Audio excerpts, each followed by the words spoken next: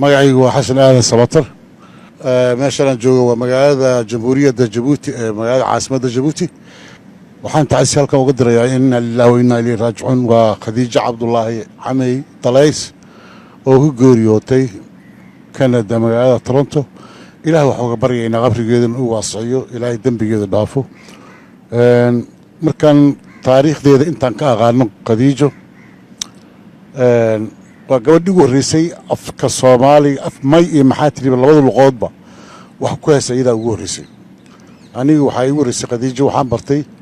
71kii aakhirkeedii markaan heesaha hirgelinta heesaha rabay horena u sheegay gurigeedaan ugu tegey waan salaamay ii warranaan dhahay hadiijo sidee nabadaawa markaasi tiri nabadu aygu ada magacaaga may dheree markaasaan ku yidhi hasanow eedin markaas may fadaas maxaa rabtaa bay tiri way faday kabankan maahanaan dhahay kabanka ima weydiin yaa tahay ma dhihin xagee ka timid ma dhihin qaaday tiri kabankii hirgelintii heesaan galay lambar 1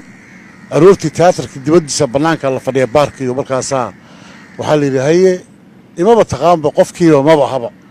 markii dambe magoole isafan allah naxariista isag fadhiyeenoo haye markaasay tiri oo maasha allah xalay too markaasaan ku yidhi khadiijo ima taqaanid miya maya tiri أريك هذا رونكين كوي كمان كذا سياسي قف كذا قولي كوي إذا كمان قطيسي أيان هابت أيان كويري مركز تري أو طبيعة عدي ذا كله لغن كي ذا كله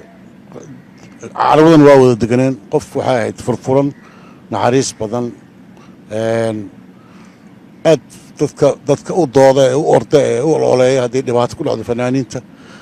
أي هاد خديجة عبد الله نحرس تبغى يسوي القنتي هلو دعيو إلهي دنبيgeeda ha dhaafo caruurteedina waxaan leeyahay nimaday ka tagtay sabir iimaan ilaahay ka siiyo iyo ummadda Soomaaliyeed meel kasta ay joogaanba wassalaamu calaykum waraxmatullaahi wabarakaatu